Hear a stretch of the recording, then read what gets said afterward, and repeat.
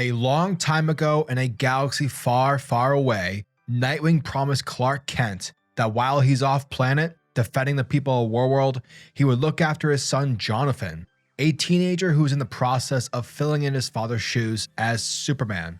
But with someone out there murdering superpowered people, will Nightwing be able to guide and protect Jonathan Kent from the horrors that come with being a superhero?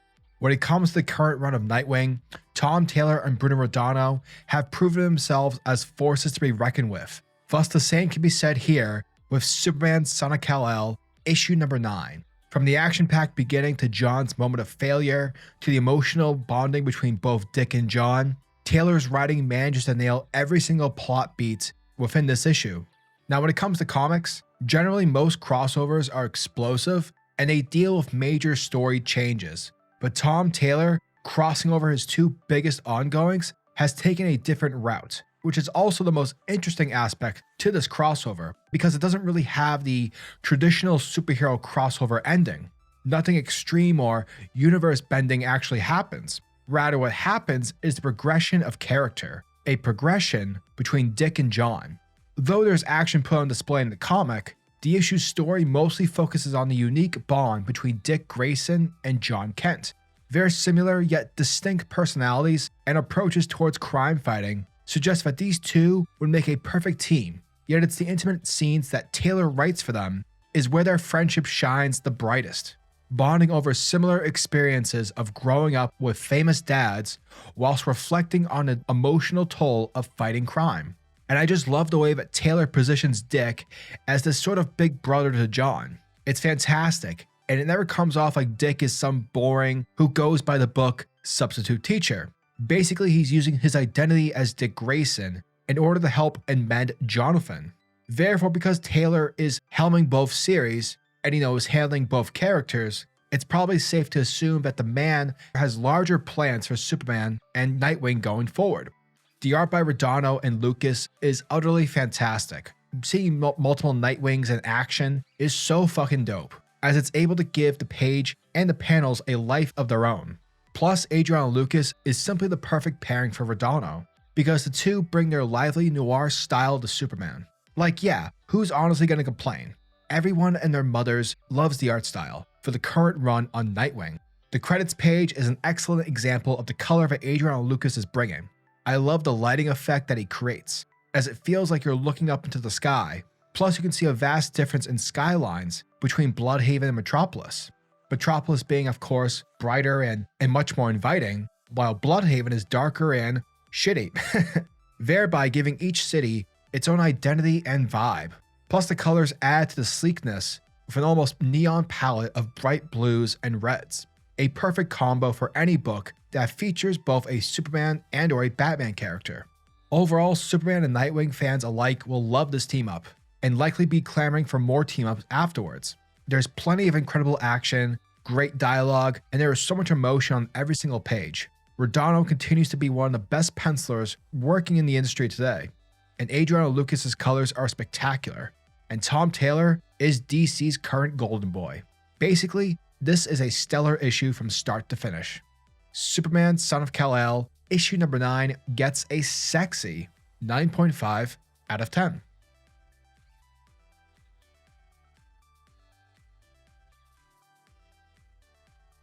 In the lovely majestic city of Metropolis, where dreams come true, an arms deal is currently going down within an alleyway. And while this is happening, Jonathan Kent's Superman begins to narrate, letting us know that 3 nights ago, a former Titan by the name of Risk was killed in Metropolis. Now, when it came to Risk, dude was pretty strong. He was an experienced hero, and he was invulnerable, which means that whatever he went up against was much stronger than him. And to make things worse, 2 other superheroes were also murdered, though in different parts of the world. And therefore, in order to be safe, Oracle instructed every single superhero that they knew should not work alone, not until they get a better understanding about the threat that they are facing. Oh, and fun fact, according to John, Batman wasn't too happy about the buddy system. Gotta love Batman and his awkward social capabilities, but I digress. So yeah, ever since then, both John Kent's Superman and Dick Grayson's Nightwing have been working alongside one another, to which is why we see Nightwing currently beating up the crap out of these henchmen.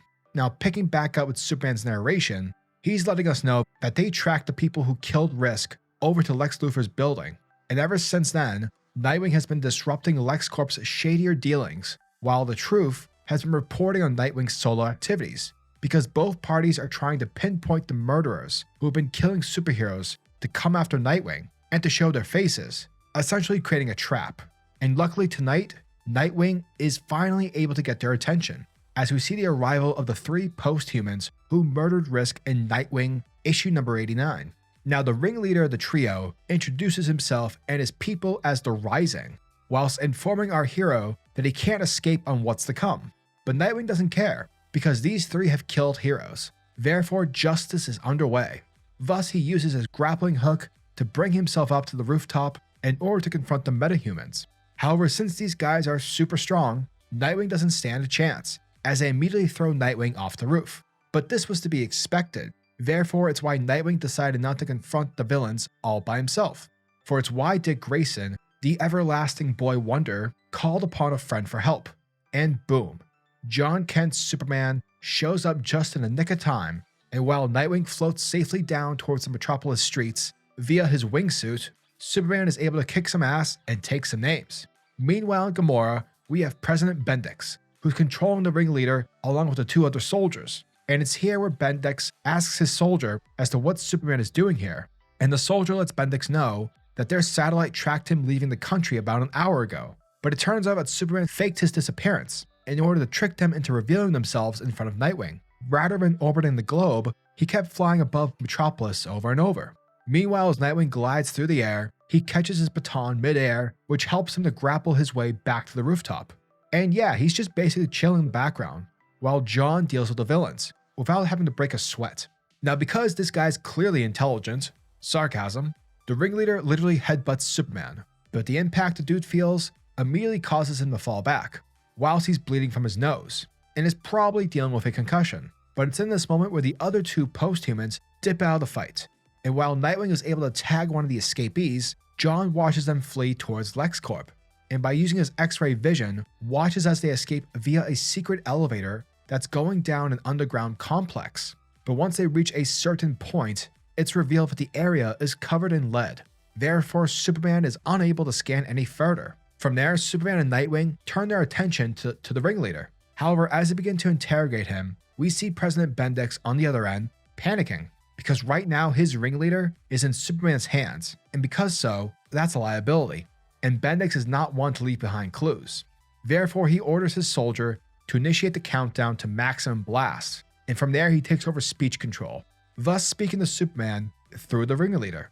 And he lets John know that he's not Superman. Rather, he's just a child wearing his dad's clothes, and that he can't protect the world or stop the Rising because he's already dead, and he just doesn't know it yet. And that's when Superman notices something inside the guy's head, something that's beeping. And through slow motion, Superman sees a trigger. Suddenly, the ringleader gains consciousness, and he looks at John, confused and scared about where he is. And right then and there, the ringleader blows up literally in front of Superman's eyes. So yeah, it's safe to say that John has been completely traumatized by this incident. And though John's trying to keep his cool and look like a tough guy, Nightwing knows best. He knows that John is not doing well at the moment. Thus, Dick Grayson comforts John by simply giving him a hug. Later that night, at the Kent house, we have Dick Grayson making some badass tea, accompanied by Lois Lane, who lets him know that she's glad that he's here because Jonathan needed someone since Clark is away, getting the shit kicked out of him in Warworld. But that's neither here nor there. Now, besides Dick checking up on Jonathan, that isn't the only reason why he came to Metropolis. And so he fills her in on the fact that he recently invested in the truth because he's trying to change the world, and that he couldn't do it without someone fighting the destructive lies. Yet when it comes to the truth, he feels that it's hard to believe in an organization when it's anonymous, basically regarding their secret identities.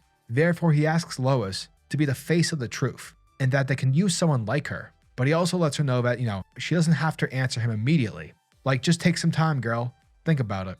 Later on, Dick goes up to Jonathan's room, only to find him sulking. Thus, he sits down with him, and he lets John know that he knows he's had a rough night, and that he isn't going to try and tell him something that, he doesn't want to hear. Therefore, he's just going to sit down next to him and let him be, simply to assure him that he's not alone, and that if he needs someone to talk to, Dick Grayson's right there. Now, after a bit of comforting and just shooting the shit about being a superhero and whatnot, both of them seeing something positive in Damian and talking about John's experience of being in prison on Earth 3 with the criminal syndicate, which surprisingly, when it comes to DC readership, everyone fucking hates the fact that John Kent was aged up. And yes, of course, I am being sarcastic. Everyone knows that. But I digress. Now, this is when Jay arrives at the Kent house, phasing through the wall of Jonathan's room. But he suddenly spooks the hell out of a shocked Dick. But luckily, Jonathan's here to calm everyone down, letting Dick know that everything is okay, though not before Lois Lane breaks through the door due to the commotion. And hot damn, she is armed with a heavy blaster cannon. What a great mom. From there, Jonathan assures Jay that it's okay, and that he can tell Dick about who he is.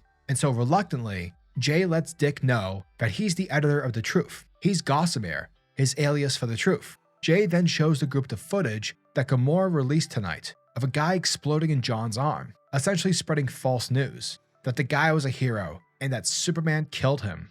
Dick asks Lois if she's ready to stomp on some lies, and she lets Dick know that she's all in. Dick then tells Jonathan not to worry about this, because they've got his back. Dick gives Jonathan a lollipop, and he lets him know that he's not trapped, and unlike his experience on Earth 3, he's no longer alone. And that, folks, was the end of Superman, Son of Kal-El, issue number 9. And thank you guys for checking out my video, as it truly means the world to me. And as always, I'm your majestic sayer of words, SuperCliff, and if you guys are new to the channel, then do me a solid by smashing that like and subscribe button, and also hit the notification bell so that you'll never miss out on an upload, and so you'll always be kept up to date with your favorite top tier comics happening in the comic book world. Now tell me, what are your thoughts and opinions on this issue? Are you guys excited for issue number 10? Let me know down in the comment section below. And until the next video, peace.